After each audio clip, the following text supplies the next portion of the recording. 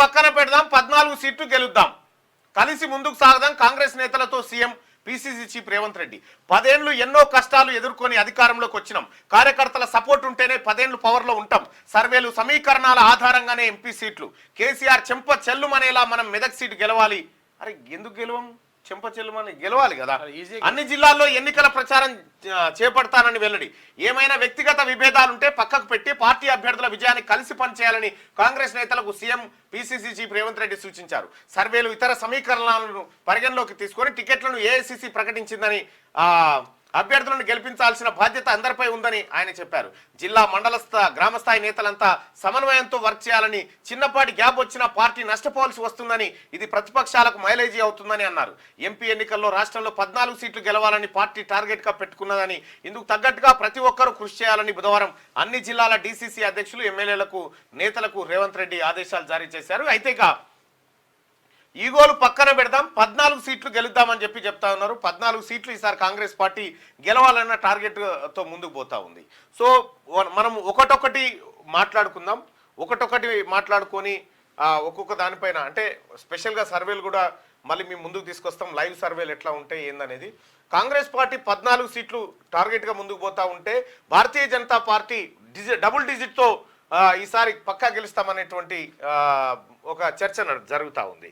ఇక BRS party minimum 2 maximum 4 అనేటువంటి చర్చ జరుగుతూ ఉంది. నిజంగా ఏ పార్టీ ఇప్పుడున్న పరిస్థితుల్లో ఎక్కువ ఎంపీ సీట్లను సాధించేటువంటి అవకాశం ఉంది? సో భారతీయ జనతా పార్టీ గతంలో ఉన్న 4 కంటే 1 ఎక్కువ వచ్చినా ఎక్కువే అవుతుంది. సో కాంగ్రెస్ పార్టీ గతంలో ఉన్నటువంటి 3 కంటే 1 ఎక్కువ వచ్చినా మళ్ళా ఎక్కువే అవుతుంది. సో ఎటు గుడక బీఆర్ఎస్కు మాత్రం ఎన్ని వచ్చినా తక్కువే అవుతాయి. కాబట్టి మనం 17 నియోజకవర్గాలు తీసుకుందాం. 17 నియోజకవర్గాలకు సంబంధించి 1 మినిట్ సర్వే. దయచేసి మీరు ఆదిలాబాద్ దగ్గర నుంచి ఓటింగ్లో పాల్గొనండి. ఆదిలాబాద్ దగ్గర నుంచి ఆదిలాబాద్లో ఎవరెవరు పోటీ చేస్తూ ఉన్నారు? ఆదిలాబాద్లో పోయినసారి సోయం బాబురావు ఎమ్మెల్యేగా భారతీయ జనతా పార్టీ అభ్యర్థిగా ఉన్నారు. ఈసారి ఆయన ప్లేసును మార్చి కొత్త వారికి అక్కడ అవకాశం ఇచ్చారు. ఆదిలాబాద్ లోక్సభ నియోజకవర్గంలో ఏ అభ్యర్థి గెలిచే అవకాశాలు ఉన్నాయి అనేది ఒకసారి పోల్ పెట్టుకుందాం. ఆదిలాబాద్కు సంబంధించి ఆదిలాబాద్ తర్వాత మిగతా నియోజకవర్గాలను కూడా, అంటే ఈ అభిప్రాయంతో పాటు ఇదేమో కాన్స్టెంట్గా మన లైవ్ చూసేటువంటి వాళ్ళు చెప్పేటువంటి అభిప్రాయం. అయితే రేపు ఈ కరీంనగర్, ఈ తర్వాత ఈ కాంగ్రెస్ పార్టీ మిగతా అభ్యర్థులను ప్రకటించిన తర్వాత మొత్తం ప్రతి నియోజకవర్గం నుంచి 1,00,000 మందితోని అభిప్రాయాన్ని సేకరించడానికి మనం ఒక లైవ్ సర్వే పెట్టబోతా ఉన్నాం. దాంట్లో ఎట్లుంటుందో చూద్దాం. ఆదిలాబాద్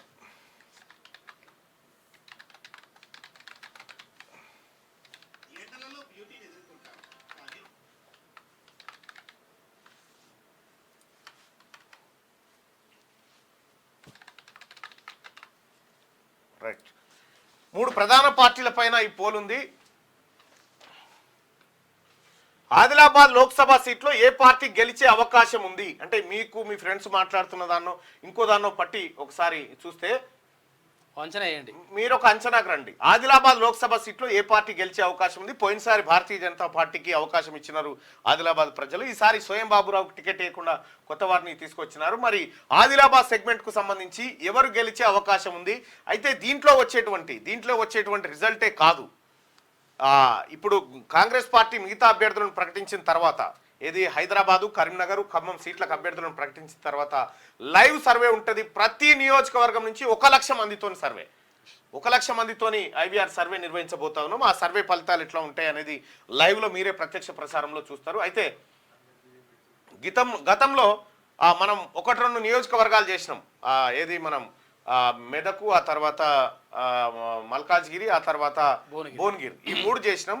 అయితే కొన్నిటికి అప్పటికి అభ్యర్థులు ప్రకటించారు. ఇప్పుడు ప్రకటించిన తర్వాత ఎట్లుంటుంది అనేది అది చూద్దాం. రైట్.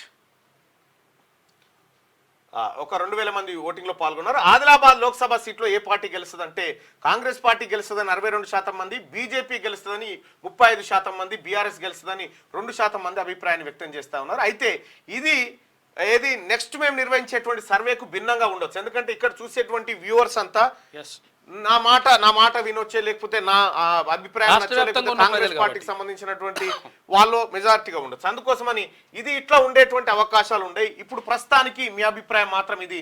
రేపు జరిగేటువంటి ఒరిజినల్ సర్వేలో ఏం జరుగుతుంది, ఏం తేలుతుంది అనేది ఒకసారి చూద్దాం. సర్వే అని ఎందుకు అంటున్నా అంటే ఆ నియోజకవర్గం పర్టికులర్ గా ఆ నియోజకవర్గం మీదనే ఆ ఫోన్ కాల్స్ ఫోన్ కాల్స్ వెళ్ళిపోతాయి, వాళ్ళు చెప్తారు కాబట్టి బరాబర్ ఉంటుంది. రైట్ గా కలిసి ముందుకు సాగుదాం కాంగ్రెస్ నేతలతో CM PCC chief Revanth Reddy అంటూ 10 ఏళ్లు ఎన్నో కష్టాలు ఎదుర్కొని అధికారంలోకి వచ్చినాం, కార్యకర్తల సపోర్ట్ ఉంటేనే 10 ఏళ్లు పవర్ లో ఉంటాం, సర్వేలు సమీకరణాల ఆధారంగానే ఎంపీ సీట్లు ఇస్తున్నారని చెప్పి అంటా ఉన్నారు. ముఖ్యమంత్రి రేవంత్ రెడ్డి గారు బీసీల నుంచి అయితే చాలా ఒత్తిడి ఉంది సార్, అది తీవ్రమైన అన్యాయము బీసీలకు జరుగుతూ ఉంది సీట్ల దగ్గర. ఆ తర్వాత ఎస్సీ మాదిగలు తీవ్ర ఆగ్రహంతో ఉన్నారు కాంగ్రెస్ పార్టీ పట్ల. ఎందుకంటే సర్వేల ఆధారంగా ఇస్తే అసలు బీసీలకు టికెట్లు ఏవి, మరి కేవలం 3 జైరాబాద్ ఇచ్చినారు, మెదక్ ఇచ్చినారు, ఆ తర్వాత ఈ సికింద్రాబాద్ ఇచ్చినారు. అవి వస్తాయా పోతాయా ఎవరికి అర్థం కానటువంటి పరిస్థితి. సో చాలా ఆందోళనకరమైనటువంటి పరిస్థితులు మాత్రం కనిపిస్తూ ఉన్నాయి బీసీల్లో.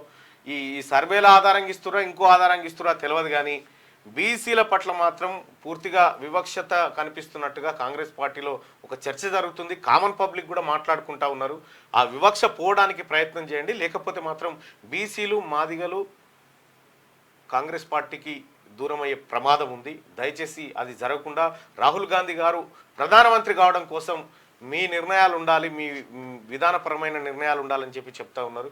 తెలంగాణ రాష్ట్రంలో ఉన్నటువంటి ఇప్పుడు 17 కాన్స్టిట్యున్సీలు ఉంటే ఎస్సీలకు 3 బాయ్, ఎస్టీలకు 2 బాయ్, 5 పోతే కనీసం ఎస్సీలకు వచ్చినటువంటి 3 సీట్లు మాత్రమే బీసీలకు, మిగతా 6 సీట్లు ఇప్పటికే 6 స్థానాలు కేవలం ఒకే సామాజిక వర్గానికి, రెడ్డి సామాజిక వర్గానికి ఇస్తే బీసీలో ఆందోళన రాదా, బీసీలో వ్యతిరేకత రాదా? ఇది మీరు ఆలోచించుకోవాలి. నా మీద చాలా ప్రెషర్ ఉంది, నా మీద అంటే విపరీతమైన ప్రెషర్ ఉంది. నువ్వు మాట్లాడాలన్నా అని చెప్తా ఉన్నారు. నేను మీ ముందు రిక్వెస్ట్గా చెప్తా ఉన్నా, అసలు మీరు మీ విధానం ఏంది బీసీల పట్ల? కేవలం బీసీలు అంటే ఓటర్లుగానే చూస్తారా, లేకపోతే ఓ వైపు రాహుల్ గాంధీ గారు వాళ్ళకి బీసీలకు సమాన వాటా ఇవ్వాలి, ఓబీసీల సీట్ల సంఖ్య పెంచాలని ఆయన చెప్తా ఉంటే ఇక్కడ మాత్రం అదేది కనిపించట్లేదు. మరి ముఖ్యమంత్రి గారు ఇదైతే చాలా ప్రెషర్ ఉంది బీసీ వర్గాల నుంచి. దయచేసి మీరు అర్థం చేసుకోండి. ఇక్కడ ఇప్పుడు ఇచ్చే సీట్లన్న కనీసం కరీంనగర్ సీటు, ఆ తర్వాత ఖమ్మం సీటు, ఈ హైదరాబాద్ కావాలంటే తీసుకోండి సార్, ఇబ్బంది ఏం లేదు. కరీంనగర్ ఖమ్మం సీటు ఈ 2 బీసీలకు ఇవ్వాలని చెప్పి చెప్తా ఉన్నారు. ఒకటి చెప్తున్న ముఖ్యమంత్రి గారు, నిజంగా తీన్మార్ మల్లన్న తప్ప ఎవరికైనా ఇస్తామనుకుంటే నాకే అభ్యంతరం లేదు సార్, కానీ బీసీలకు ఇవ్వండి, ఎవరికన్నా బీసీలకు ఇవ్వండి, అక్కడ ఇక్కడ బీసీలకు ఇవ్వండి, ఏ ఇబ్బంది లేదు. కానీ చాలా ప్రెషర్ ఉంది, మీరు అర్థం చేసుకోండి ముఖ్యమంత్రి గారు. నేను ప్రతిరోజు నాకు ఇట్లా ప్రజల నుంచి ఏంది నువ్వు ఎందుకు మాట్లాడట్లేదు అని చెప్పి చెప్తా ఉన్నారు. నేనేమో అక్కడ మిగతా మీడియా వాళ్ళు కూడా నువ్వు ఎందుకు మాట్లాడతలేవు అని చెప్పి చెప్తా ఉన్నారు. నేను వితిన్ ద పార్టీలో ఉండి మాట్లాడడం భావ్యం కాదు, మీకు సూచనగా చెప్తా ఉన్నా. బీసీలకు సమాన అవకాశాలు ఇవ్వండి. అటు ఓడిపోతారా గెలుస్తారా, బీఆర్ఎస్ పార్టీ 6 సీట్లు ఇచ్చే బీసీలకు, బీజేపీ పార్టీ 5 ఇచ్చే, మనమేమో 3 ఇస్తామే. ఈ 2 కూడా ఇస్తామా ఇయ్యమా తెలియదు. హైదరాబాద్ ఎట్లాగో ఇస్తారు, ఎందుకంటే అది గెలిచేది లేదు కాబట్టి. ఇక ప్రజల్లో మాత్రం ఒక ఆలోచన స్టార్ట్ అయింది. ఆ ఆలోచనకు ఫుల్ స్టాప్ పెట్టే విధంగా ఈసారి నిర్ణయాలు ఉంటాయని ముఖ్యమంత్రి గారికి నేను సూచన. ఇక ఎవరి తాట తీస్తారో త్వరలోనే తెలుస్తుంది. ఫోన్ ట్యాపింగ్ లో ఎంత తురుంకాన్లు ఉన్నా వదిలిపెట్టాం. కేటీఆర్ కు మంత్రి పొంగులేటి శ్రీనివాసరెడ్డి హెచ్చరిక. బీఆర్ఎస్ దోచుకున్న ప్రతి పైసాను కక్కిస్తామని వెల్లడి. గులాబీ పార్టీకి ఒక్క ఎంపీ సీటు కూడా రాదు అని చెప్పి మంత్రి శ్రీధర్ బాబు నిన్న ప్రెస్ మీట్ లో మాట్లాడినారు ఇద్దరు. ఇక ఏమైనా వ్యక్తిగత విభేదాలుంటే పక్కన పెట్టి పార్టీ అభ్యర్థుల విజయాన్ని కృషి చేయాలని చెప్పి నిన్న సీఎం రేవంత్ రెడ్డి గారు చెప్పినటువంటి మాట. అయితే బీసీ ప్రజల ఒక ఆలోచన, ఏ అభ్యర్థుల కోసం మేము కృషి చేయాలి సార్ అనేటువంటి ఒక ఆలోచన జరుగుతూ ఉంది. దయచేసి దాన్ని పొడగొట్టాల్సిన బాధ్యత మీ మీద ఉంది.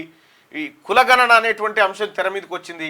ఆ కులగణన కూడా ఎంతవరకు వచ్చిందో, ఆ జీవో ఏందో ఒకటి ఇంకా ఏం కనిపించట్లేదు, దాని విధి విధానాలు ఏం తెలవట్లేదు. సో మొత్తానికైతే బీసీ ప్రజల్లో కన్ఫ్యూజన్ అయితే క్రియేట్ అయింది సార్.